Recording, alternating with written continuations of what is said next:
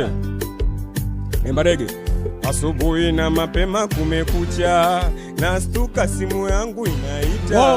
Na cheki jina mchumba wangu Anita, ni mara tu anaanza kulalamika. Hivi marume kasolo yangu nini? Wana siwi kama madada wa mji. Wanapendeza wao sipendezi mimi. Kila siku madela siva hivi mimi. Najua aliniomba 70,000 na mtafutia kipato changu ni cha chini. Na akasema mama naumwa nyumbani, hajiwezi amerazwa kitandani.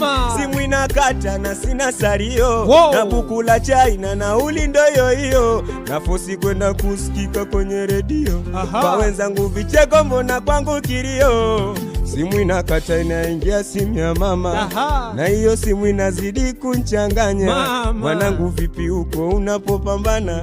Nikamjibu anabariki Maulana. Si unakumbuka mdogo wako form 1, kuoza shule anaendi shuleni. Hata sijui mwanangu nifanye nini, na baba una wewe ndo baba. Siona kama nipo and I am a prison. Hey, I am a prison.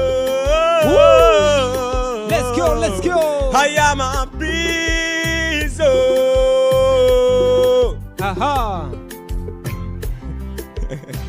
Hatari sana.